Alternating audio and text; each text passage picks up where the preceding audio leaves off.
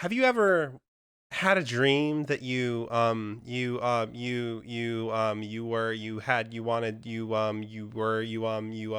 him to do so bad you could do anything?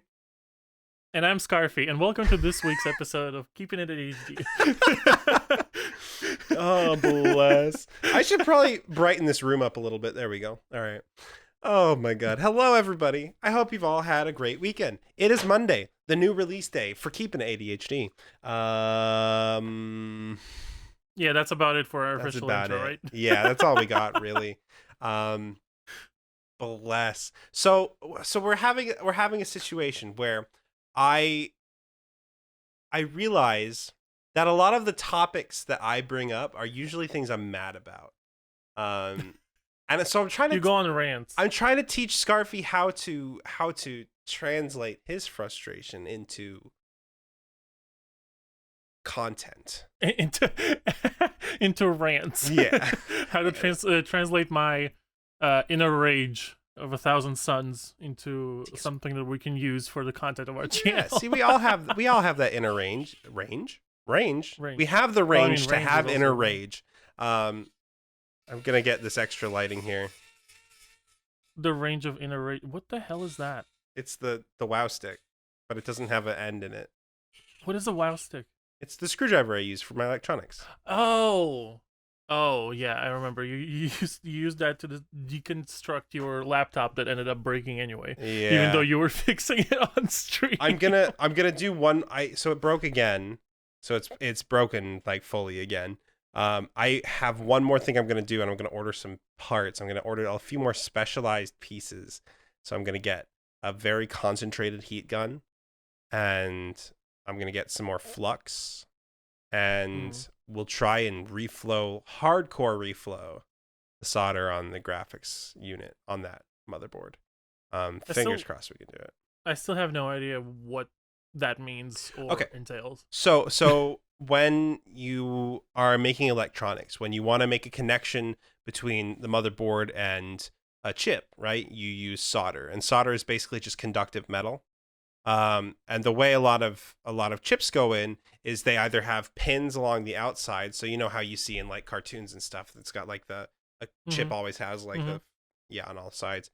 So those pins will be soldered to the motherboard. And so basically sometimes it's underneath as well. So some chips What does have soldered mean? So solder itself is conductive metal. And so what you do when you solder is you heat up that metal so that it melts. And then you use that melted metal to make a bond between the PCB, the motherboard, and the chip. That way it can run the connection through. So basically every time you do the solder, whatever you were doing to your laptop, it means that you were just melting the metal inside of it the whole time? Yeah, so I'm reflowing the solder, which basically means I'm trying to get the solder hot enough that it melts enough, and then I put pressure on it so the connections can get reset, basically. Because the problem specifically with this era of MacBook Pro is that the solder job on the graphics chip is terrible. So a lot of people are able to fix it by reflowing the solder. But the problem I'm having is that my heat gun is a very wide heat gun, and so it heats everything up a lot. I need a narrow heat gun that can concentrate the heat on that specific spot, and then flux to make sure that it flows well and it doesn't burn and damage the motherboard and that sort of thing. Interesting.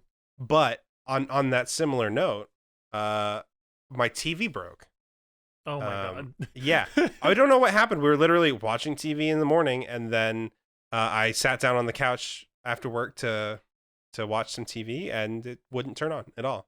So I did a whole bunch of troubleshooting steps. Nothing happens. So I think the power board might be blown. We got a new TV anyway, because I've been looking for an excuse to get rid of that TV. But now I kind of want to fix it because Maybe it's what put I it in do. your office. I could put it. It's a 55-inch TV. I don't know where I'd put it in here, but I would like to have a TV in here. I don't know where. I don't have a TV at all. You should get a TV. Like I never watched TV or had a TV. I don't like watch See, TV. I watch like YouTube and Netflix and stuff on my TV. yeah, same. But also, like, here's the thing. I grew up in a household where we had a TV virtually in almost every single room. Mm-hmm. We had like the versions of like small TVs. They weren't necessarily like big giant one big main TV for the living room, but we had like a small TV that would go into the kitchen. We had a small TV that go into all of our rooms. And then we had a large giant TV in the living room for everyone to watch. So basically, I grew up in a household where the TV has been going on literally the whole time. Like wherever you go, there's a TV channel going. And that's mostly because my mom loves the sound of the TV. But also when I was growing up, I used to be like very scared to sleep alone when I was very little, like 3 or 4 years old, and I had my own room, but I was scared to sleep alone, so I always had the door open to hear whatever my parents are doing in the rest of the house. And I think you've told me this before. Yeah, I think so. Maybe I might have told this already, but like they used to leave the TV on in one of the rooms to make it seem like they're still awake. Yeah. And doing something in the house, even though they weren't, and then they would just go to bed, and I was listening for the sound of the TV, and that made me somehow like not as scared of the dark. Yeah. But like I knew that was a TV. Yeah. I just associated that if the TV is on, it means that my parents are still awake, Right, exactly. And it gave you that kind of like safety net. And then they slowly kind of faded it out, and then I just started sleeping alone normally. Right. But yeah, we still have TVs in every single corner of our house. We're back at home. Mm-hmm. But when I came to the United States, my mom was like, "Do you want to buy like a small TV so you could have like and watch like for your own pleasure?" And I'm like, "No, I don't need anything. I watch everything already on my phone, on my like laptop, on my computer, and everything." Right. So I just never got a TV. So I don't want it, Mom. It's not a phase, Mom. It's not a phase, Mom. Oh my God. But yeah, that's I dig it. Have you ever repaired a TV before? Yeah, so I actually used to repair TVs in college. God, what haven't you done? I do a lot of things. I would find TVs for free on Craigslist, and then I would figure out what's wrong with them. I'd find broken TVs on Craigslist, figure out what's wrong with them, and then fix them and flip them. So usually my sunk cost into it would be like $20 or $30 because parts on older TVs are not expensive. Sorry for clearing my throat. So I'd fix up the TV and sell it on Craigslist and buy video games and beer with it. As you do in college. That's college for you. Yeah, exactly. So, but yeah, so I kind of know what I'm doing. I think it's just the power board that went out, but it was just it was one of those things, especially I didn't want to put all my eggs in that basket, and I have been wanting a TV. So we got a nice QLED. We got a TCL QLED Roku TV. I wanted an OLED, but OLED TVs are so stupid expensive, dude. Are they? Yeah, OLED TVs are like they start at like $1,000 for a 50-inch. Holy shit! Yeah, that's the ones I usually see. Like where when I go to like Costco or like a Target or somewhere, yeah, they usually have the TVs on display that are like giant, like 60-inch TV screens with OLED technology, ultra thin, and I'm like, it's $1,500. I'm not gonna just go into a store and buy that. The thing is, an OLED TV really is like insane to watch. It's so good. Because the way it works is each pixel has its own control over its color. Mm-hmm. So when, for instance, on your screen on like a normal LED or an OLED TV, or not an OLED, a QLED TV, you would have the blacks are just like no color on your screen, whereas the blacks on a OLED TV are literally like the LED itself is turned off completely. Mm-hmm. So I know the difference between those. Well, yeah, I know, but just for the people who don't know that. There's no light coming from those, so all of the blacks seem very rich, like deep, good. I understand what you mean, because the same thing is the same thing that's recently been happening on the phones, and isn't it that the iPhone got an OLED screen only with the iPhone 11 Pro Max? Yeah, the 12. I think the 12 Pro line has OLED screens as well. Yeah, the 12 Pro do. Yeah, but I mean, you can really tell. I mean, the Note 10 Plus has a OLED. Well, it's an AMOLED. Yeah.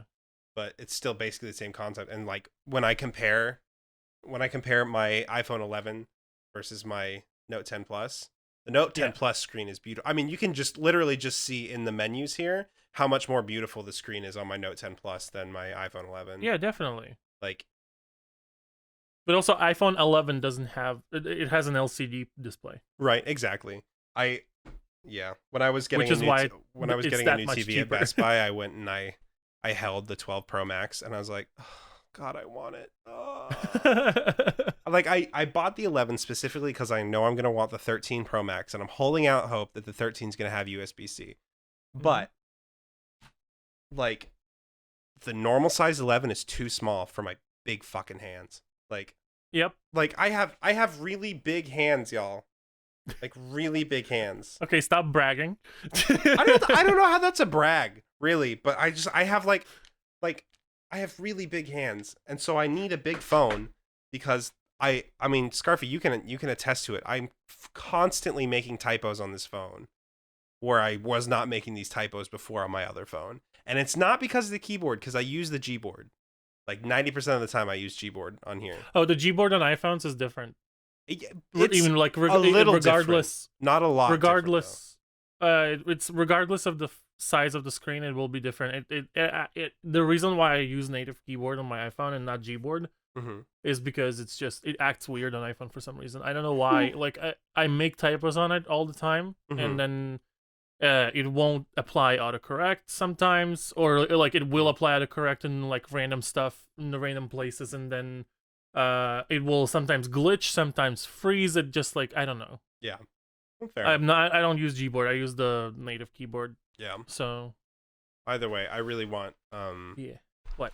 I really want I want my 13 Pro Max already. You do? So. Of course you do. Yeah. I have to wait until September. Once you get an iPhone and get the taste of that iOS ecosystem, there's no going back. I'm really hoping the rumor that they're gonna go for like the boxy design on the Apple Watch is true. Like, me too. Give me bezel all the way to the edge on an Apple Watch, please. Give me more. Or not bezel. God, no, fuck me. Sorry. Give me screen all the way to the edge. Stop. Get rid of the fucking the ring of bezel around the watch. Like, yeah, that would be nice. Just literally give me like a square watch, right? Like same style but flat, like the 13 is, right? And inset the screen by like a millimeter. That way, the frame will catch impacts to the screen before the screen would catch the impact, and you'll be fine. Nice. That's what hey, I want. Apple engineers, are you listening? Are you listening? Yeah, are you listening? And to make the it USB-C. For fuck's sake. Pro tips from the engineers on the internet. Yeah, exactly. Or the couch engineers. So what are you holding? You may be asking, why is my PS4 Pro in my hands? Why is your PS4 Pro in your hands? Because I'm giving it away to one lucky viewer. No, I'm kidding. Oh, bless. I didn't know that was happening, so I choked. Oh, bless. No, my dear sweet PS4 Pro has been migrated out of the living room into the office. Because I have Wait, so PS5 is now in the Yeah. I got a PS5 now, and I love it. It's beautiful. Did you see that they're doing a PS5 remaster for The Last of Us? I'm not surprised at all. I'm not buying it again, though. It better be a free fucking upgrade for the people who bought the PS3 version, the PS4 remaster. It probably will. It better probably will be. It fucking better be. It probably definitely will be. No, I mean, if you own a remastered version of The Last of Us 1 already, I think they probably will give you the free copy because it's a second remaster, for fuck's sake. Yeah, well, we say that, and then here's Rockstar making GTA 5 for the 6th and 7th time. Are they making it for the PS5 now? It's made. It's out for the PS5. I'm pretty sure. Is it a separate game? People have to buy it. Yes, you have to buy it again. Yeah. What the fuck? Yeah. God damn it, Rockstar. It's ridiculous. It's ridiculous. Give us GTA 6 already. Fuck's sake. Or remaster the old GTAs. Give me a Vice City remaster. I would be very happy. Oh my god, a Vice City remaster would be so good. I would also like a San Andreas remaster, but 5 is a lot like San Andreas in terms of map. So. Yeah, it already kind of is San Andreas, basically. Yeah. Well, I mean, it is. Because the story, I think the story in San Andreas is better than the story in 5, but... It is, yeah. Yeah. And the story in 4 is the best story in any Grand Theft Auto game. Even if they don't want to probably like release a remaster of San Andreas or remaster of Vice City, they could release it as a DLC for the GTA 5. Yeah. Like they did with the GTA 4 where they had completely different just give us the map for online at least. I would play online again if I could go to a different map. I've been playing on the same GTA Online map for almost 10 years. I'm not exaggerating. It came out my freshman year of college, and that was 8 years ago. 2013. Yeah. Yeah. So it's just like, I've been playing this map. I'm not going to play it anymore. I've been playing this map for almost 10 years. Like, I'm not fucking around anymore. I'm not giving Rockstar any more of my money until they make a GTA 6. So, and then shut up and take my money. But they better make it a story. They better do story DLC like they scrapped for 5. Yeah. But you know what I liked about GTA 4's story, though, is that there were actual real consequences to the choices you made. I really liked that. Were there? Yeah. See, my problem with GTA 4 is that I played it once. And then I think I had... My problem is that I played it. Sorry. No, that's the thing. Is that's exactly my problem, is because I played it once, and I finished and completed it all, and I don't remember it at all. I don't remember it whatsoever. I don't know how you can forget that story. The story was so good. Yeah, I know, but I don't know what the fuck happened. I just remember like one day having the game completely finished, and then I was like, did I complete the story of GTA 4? Do you not remember what happens at the end of the game? I remember vaguely, but I literally forgot most of the plot of the game. Like the last thing I remember is when you have to kill or spare that one guy at the orders of who was it? That tattooed guy who was telling jokes about potatoes and stuff. I don't remember. He was like Russian or something. Well, yeah, that was the whole I don't remember. thing. But yeah, that's Russian. See, the thing is, I've played this game for like such a long time ago at this point that I don't remember what it was about. Dude, I would encourage you to revisit 4 as an adult because you'll appreciate the story a lot. It's really good. There's a lot especially of as an immigrant choosing. Well, yeah, fair play. There's a lot of choosing between like your family and your own happiness and that sort of thing, and it's really good. But also big American titties, cousin. Come, let's go bowling. Big mannequin titties. Big mannequin big American titties. That's one of the things. Titties. Wait, what? Not mannequin titties. Listen, I don't know a lot about titties, so you are the expert here. Like the whole goof is that Roman was always telling Nico that he was like this big shot in America, and so Nico comes over.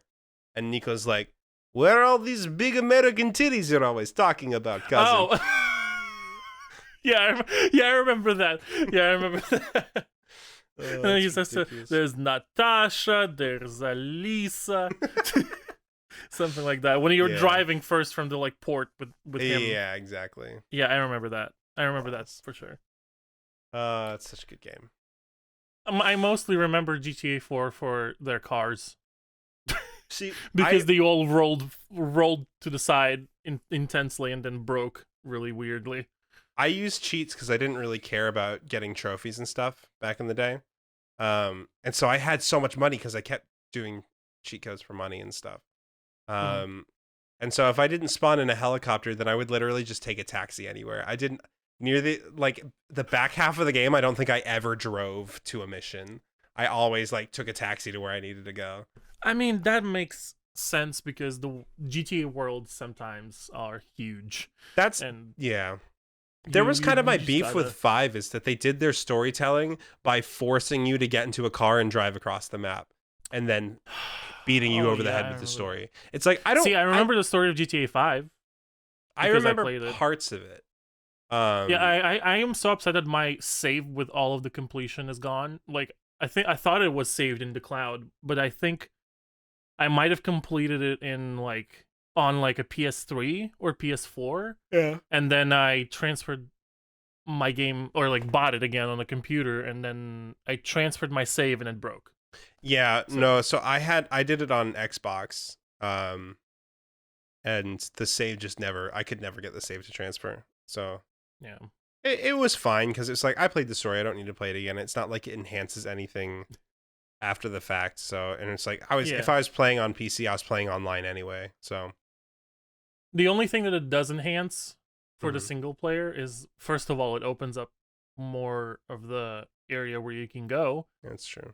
And also, for some reason, some of the cars that spawn in the game, like as traffic, won't spawn until you encounter them in the like. Yeah, you get like the nicer cars and stuff. Yeah, in the main story, and then they start spawning when you actually have them. See, that mattered up until they said like, okay, well, every car we add as DLC, we have to add into story mode as well. So you just go to your garage and you can get whatever car you want out of the garage. So I mean, yeah, but they still don't spawn as traffic for some reason. No, they don't. But you don't need them as traffic if you can just go get them. And honestly, in story mode, who the fuck is driving around anyway? Everybody goes, they drive up until they can get to a plane. No. They take the plane. They jump into the military base. They take the jet. And then they just fly around aimlessly for hours. I mean, yeah, you're correct. That's how usually people play GTA 5. But I do that on online. I just don't even bother. As a person who played GTA 5 story and online, I usually tend to like do my stuff and then just grab a new car from the traffic and I just go somewhere else. I usually don't have my own car. I don't I don't spend all of the time like getting my car and then making sure that it doesn't blow up by the time I'm doing my third mission, you know? Yeah. I just grab a new car and go. Like, doesn't matter. In online, I had like a lot of cars that I grinded really hard because there was a mission. There was one mission that was really easy to do solo that you still got the full squad payout for if you did it solo. So it was big bucks. Was it that plane? No, it was the helicopter one where you go up onto you're on like a cliffside and there's a bunch of dudes down in like a valley in the cliff on the beach, and you have to kill all the dudes on the beach and steal the maybe not steal it. I don't remember. You have to take a cargo helicopter. Oh no! Yeah. I remember what you're talking about. Yeah. So I played so many online missions so long ago. Yeah, exactly. That was back in 2014. Exactly. I'm scraping back to 2014 to remember this stuff. Yeah. But I remember with my friends we would single out like a mission that was the most profitable for the least amount of effort. We would go and grind that mission over and over and over again. Absolutely. Just so everybody could earn cash. And we would like rotate who would be the boss of the mission because the boss gets the biggest cut. Right. Yeah. Oh God. Man. And then there were times where because I played GTA Online a lot more than my friends in college. Mm-hmm. And so we had a group text. And if I was playing online and they weren't, and I encountered a hacker, which on PC there were tons of hackers, I would text them all. And I would say, there's a hacker on the server, come on. And they would all come on, and the hacker would rain money on us. And then we would all get like yachts and stuff. It was great. It was so much fun. You know what's funny? Mm-hmm. One time I was in my garage just like walking around admiring my cars. Mm-hmm. And then I'm like, what the fuck is that? Is that a person on the ceiling? Yep. And then I was like, oh yeah, that's a person on the ceiling. What are they doing in the ceiling? And at first I thought it was just like a glitch or something. Mm-hmm. And then bags of money started appearing and falling onto the floor in my garage, and I'm like, oh yeah, okay. But like, why in my garage? I have no idea. Well, because they knew you were there, so they're like, all right, here you go. Yeah, I was like alone. there. Did you ever get the radar dish in your garage?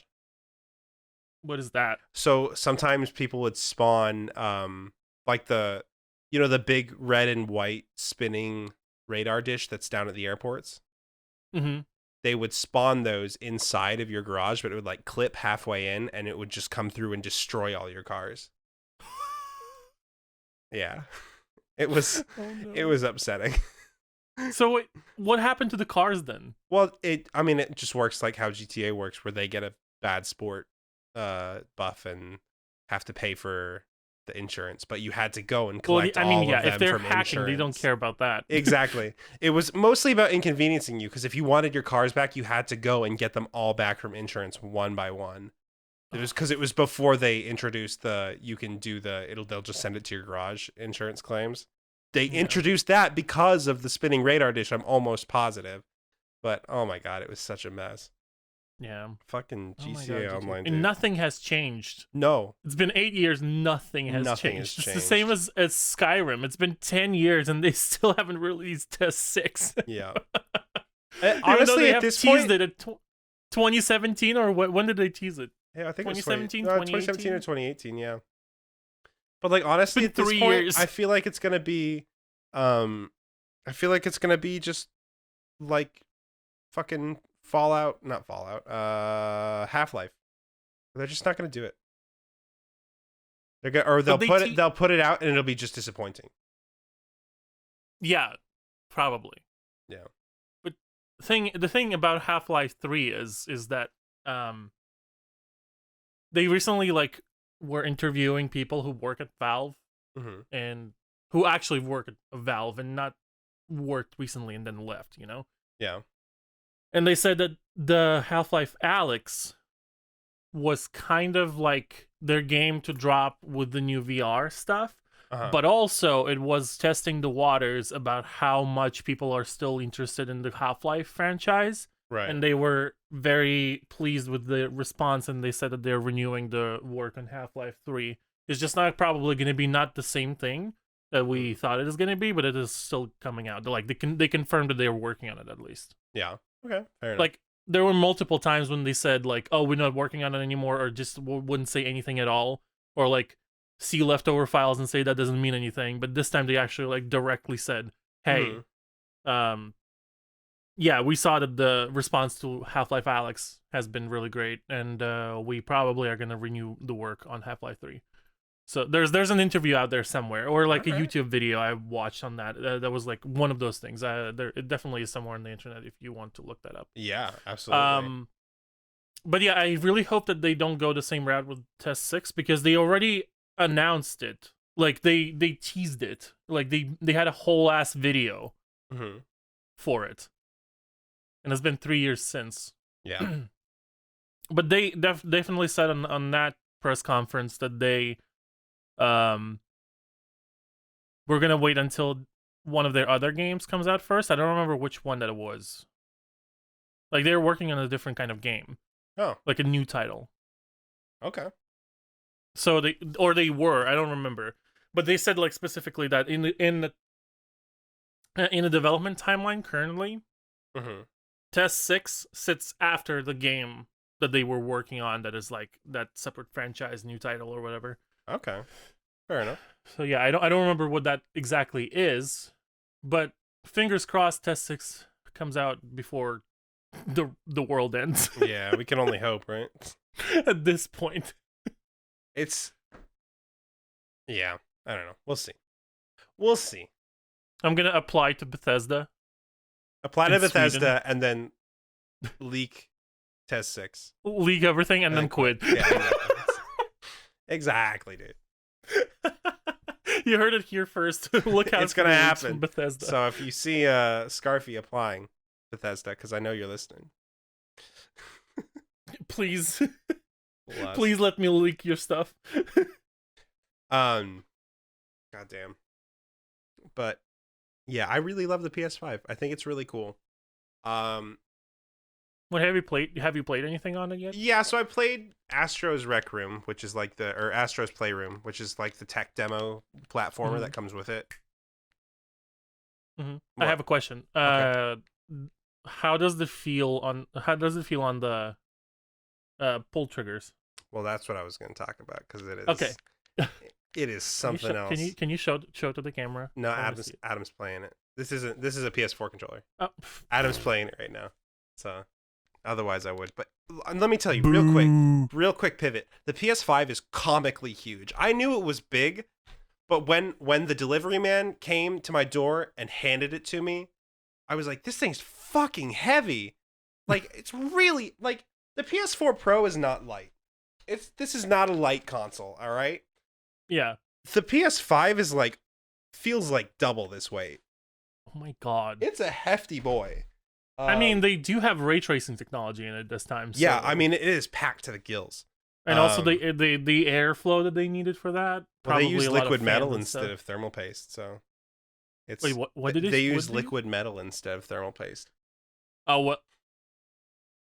It's pretty interesting. But anyway, so the controller, right? The controller, in typical Sony fashion, they've taken Nintendo tech and put it inside their controllers. What? They always do that. The Wii came out with the motion controls, and then Sony was like, PlayStation Move! Who wants it?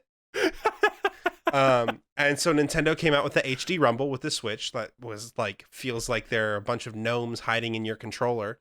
And Sony said, fuck it, throw it in the DualSense, let's go. And so you have this Rumble system that is very satisfying. It's on par, I would say, with the Switch Rumbles. Maybe a little bit weaker, but that's because a lot of it feels concentrated near the top back of the controller, whereas the Joy-Con, obviously they're completely in your hand, so you feel the whole thing. But the triggers have like adaptive motors in them. So normally, if you're just like sitting in a menu, that's what the triggers feel like, just like a normal PS4 controller. But say, for instance, like in Astro's Playroom, you turn into a rocket ship, right?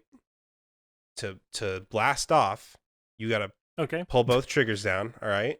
Mm-hmm. And the second you get past like this actuation point right here, there's like a weight to the triggers, and you have to push.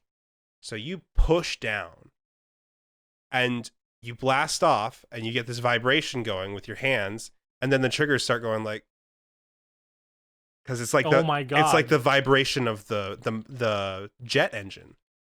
Really? And yeah. So it's like, and it'll like sputter. So it'll be like, you'll see like the engine go like, bah! And then the trigger that correlates to that engine goes like, oh my God. It's really cool. And then like, they give you a bow at one point too. And so you pull back and you feel, as you go further back, the trigger gets harder and harder to pull down. It's really cool. It's very well done. That's amazing. Yeah. I really hope that if they're actually remaking The Last of Us Part 2 for PS5, which they probably will, I really hope they include those mechanics into because that is going to take the immersion to the next level. Yeah, absolutely. In that game for sure. Well, and I'm interested to see how it's implemented for like guns, right? Once you start getting games that are like heavy on gunplay, like when a Call of Duty is actually developed for the PS5 instead of ported to the PS5, right? Where if you're playing like a World War II one, right? There's a little bit more bolt action going on there, right? And so maybe when you go to shoot your rifle, you kind of get it here and you feel that tension because you've gotten the trigger to its tipping point, and then it chunks down. Mm-hmm. That would be really cool. I really hope so too. And then like if you're shooting a machine gun, just like that'd be really cool. I'm very into the ideas that they can implement with this tech. It's very cool, very well implemented, and I'm a big fan. My one thing is I was trying to transfer my Spider-Man PS5 or my Miles Morales save data to my PS5, and it doesn't work how like normal PlayStation save data transfers work, where you can upload it to the cloud and then just download it and be done with it, because it was like released as a PS5 title that I guess was backported to the PS4, Mm-hmm. So you have to upload it to a specific spot on the menu, like the title screen of Miles Morales. And let me tell you, booting up Miles Morales on my PS4 Pro took forever. Like starting the game, waiting for it to launch, it took a very long time. On the PS5, you start the game and you are in the game. Oh my It's God. literally just like, boom. The load times are mental. And my brother has like, so our upstairs TV is like a really nice TV that my brother has. It's like a 70-inch, maybe 75 inch. It's a really big fuck off TV. And it's like, it's not OLED, but it's like Vizio's almost OLED. So the colors are like, woo. And so in Astro's Playroom, when you go to a different section, you kind of go through like a transport tunnel that has like spinning blue PlayStation symbols like the X, square, circle, triangle, and then the color of the area you're going to, which is like the basic PlayStation colors, you know what I mean? And it's like flashing in front of you as you go through, and like the big TV with the bright colors combined with a system that is putting out a picture that is stunning. I sat there and I was just like, whoa. Literally just when I turned on the PS5 for the first time, because, you know, Sony loves their particle effect menus, you know, where it's just Definitely, like open air and woo. I sat there just watching it for like 5 minutes. I'm like, this is so beautiful. Like they really love impressing people in the areas where it matters the least. Yeah, I mean that's Sony to a T, honestly. It's just like they get so close. They understand the assignment and then go, but what if I just like the because like I think my biggest problem right now is that there's not a lot released for the PS5. But I've had like a personal rule where if I stumble across the PS5, then I will buy it. You know what I mean? Like I'm not gonna actively seek it out, really. But if I'm like at a store and they happen to have one on the shelf, then I'll buy it.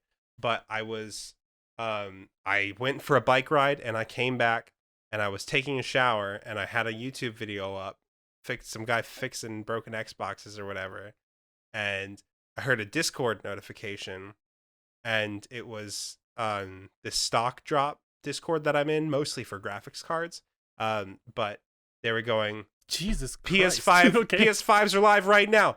PS5s are live right now. You can go and get in the virtual queue. Go, go, go, go, go. So I went. I like hopped out of the shower. I was like, okay, and I pulled it up on my phone, and I was queued for the virtual queue, and I pulled it up on my desktop, and somehow, even though I pulled it up on my desktop like almost 10 minutes after I pulled it up on my phone, my desktop immediately got sent to the front of the queue.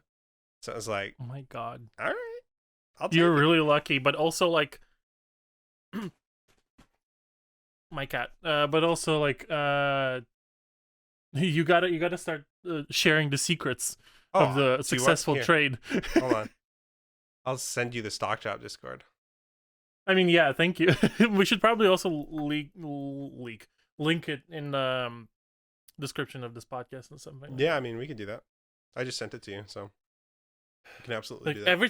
Every time I talk to you, I learn about some kind of a new resource for like deal finding or like Look, or discounts and stuff. I don't like paying full price for anything, right? I will only pay full price if it's like something like a PS5, right? I will always shop or an iPhone. Or, well, yeah, I guess so. Well, because you can't find deals on iPhones, really. Yeah. But I mean, I didn't even pay full price for my Apple Watch. I paid way under list price for it. because you came into the Apple store, and once again, because of your luck, because it's you, there was a watch that was not in the box. That's true. It was an open box Best Buy find, and they took $5 off the price for open box with no box, and I said, "There's no box here. What can you do?" And then they took like almost $100 off, and I was like, "That's more like it. That's a spicy meatball." So right. I bought it, and that was like 2 months before I even got an iPhone. So Wow. There you have it. I am the quintessential consumer. It's a problem, and I'm working on it. You are the consumer to watch out for because you're gonna snatch everything for like 40% of the price or 30% of the price. Well, I did. So here's actually while we're talking about this, I'll tell you. I mean, we snatched the cameras that we're recording the podcast on for $100 each. Sony Alpha A6000s, $100 a piece because yeah. This podcast was brought to you by Rahlyx's cheapness. Yeah, exactly. But let me tell you, there's a hack for Walmart, right? Have you ever like walked around a Walmart and you've seen stuff that like it's the same product, but the packaging is slightly different? I have a confession to make. What's that? You never been to Walmart? I've never been to a Walmart. Okay, all right. Well, then this specific scenario isn't for you. But viewers at home, have you ever walked around a Walmart and maybe you find something like cord concealers for your freshly wall-mounted TV? So you can run cables down the wall, but they're hidden under a kind of ugly white plastic thing, but less ugly than just letting the wires fall down the back of your TV. And you look, and it's like $10 for a package of these bad boys. But you see, in the back of all these bad boys is one with slightly different packaging. And you go, So you take that one with slightly different packaging and you check out. And instead of $10, it is $1. Wait, what? Yep. So Walmart does this thing, all right? They get a truck in, all right? They get a truck of TVs, and they're all the same TV, all right? And they put those TVs on the floor, and a month later, they get another truck of TVs, but there's still 3 TVs left from that first truck. They're the same TVs, but they're from different production batches, all right? Here's where it gets wild. Walmart goes, clearance those out. They're not moving. And so they clearance them out. They aren't published clearances. It's not like you could go and you could say like, oh yeah, let me go to the clearance aisle and see what TVs are being clearanced out right now. No, the way you would see them are things like BrickSeek, or by taking the UPC, like the barcode, and scanning it in the Walmart app when you're at Walmart.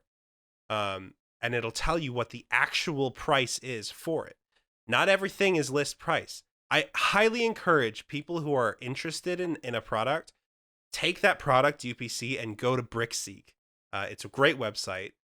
Type in your zip code, and see what the price is at your local Walmart. Because I can promise you, there's a chance it's not gonna be full price. There's also a chance in my area, there are people that are well aware of this trick because it is impossible to find a deal in Nashville. It's impossible. People are hawks, all right? But if you don't live in like a major city type area, maybe start watching your local Walmart BrickSeek, or if you find yourself bored one afternoon, you have nothing to do, mask up, take your phone, Walmart app, something you want, you see a whole lot of them on the shelf, just start scanning UPCs. The packaging, better yet, vax up. Yeah, vax up if you can. And even if you're vaxxed, still mask. Still mask. Bless. But yeah, so you just take the Walmart app and you scan the barcodes, and it'll tell you what the actual price at that store is. So Walmart does this thing though, where they know which ones those are. And so if you order online, you're not going to get that price. You have to buy it in person. So they fulfill online orders with that stock that they're clearancing out, because then they can get rid of it for full price instead of getting rid of it for this clearance price that they're forced to do. This episode is not called How to Be a Cheap Bitch.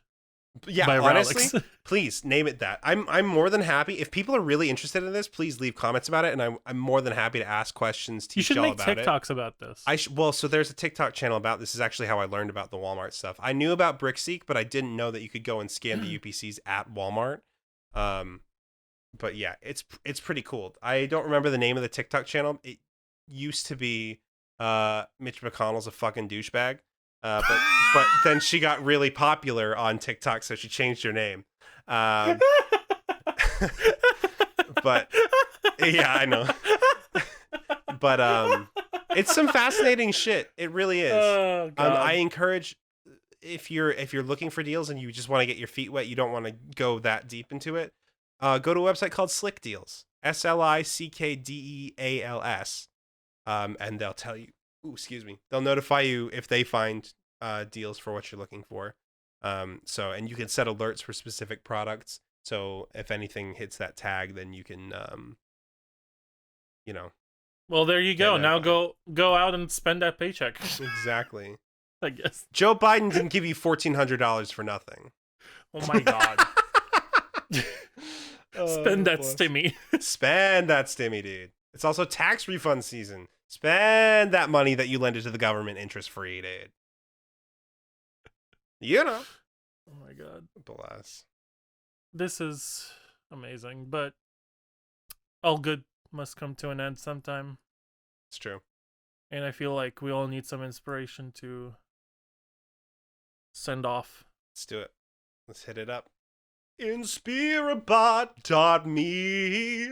I'm gonna fucking pee.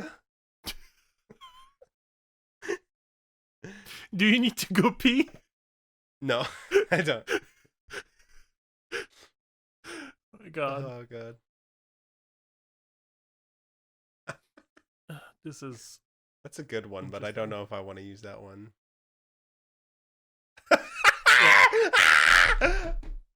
Okay. I found a really good one. Okay. So it's a surfer. And he's hanging 10, dude. He's shredding some gnar, you know what I'm saying?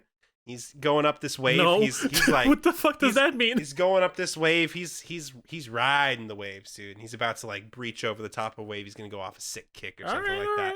And above him is a great white shark flying through the air.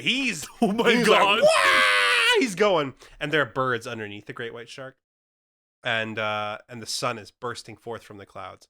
And in big white text it says, "They who obey idiots antagonize octopi." What the fuck?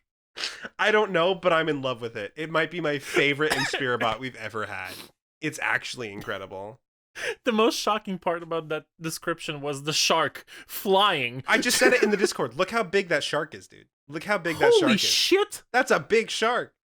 If you're not watching this on YouTube, go to YouTube because it's gonna be posted in the video and you're gonna be able to see it. But holy fuck, that shark is huge. Or join our Discord. I'll post it in memes. I'll post it in the memes do channel that right because now. that's just what What the fuck? Yeah. And mine is a black and white photo of like some, I think it's snow on like mountains or something. Mm-hmm. It looks like a desert. Okay. But it probably is snow because it's black and white. I can't really tell. So it's just like slopes of snowy mountains and stuff, and in the background is just a gray sky with clouds. And there's two tiny people in the bottom of the image walking. They're like hiking with like walking sticks. And the text on the top says, "Stop caring. Stop being annoying." Jesus Christ! Stop caring. Stop being annoying. You're annoying. Stop caring. Fuck. Oh my God. Well, on that note, I think we'll call that a night. On that note, stop being annoying. Yeah, God, idiots. You're so fucking annoying. No, you're not. Oh, bless. Hope you have a wonderful week. Hope we gave you something to start off your week and recharge your batteries. Maybe you're gonna go on a shopping spree after what Rahlyx told you and spend way less money than you would have. If you got questions, jump in our Discord or my Discord or wherever you are. It doesn't matter. Just feel free at me with questions. I got you. Or on Twitter. Yeah, our Rahlyx, Discord. No underscore. Our Discord for the podcast is linked in the description. So go ahead and definitely join that because it's fun in here and you can talk to us directly. Hell yeah! All right. Good night. On that note, bye. Have a good night. Bye.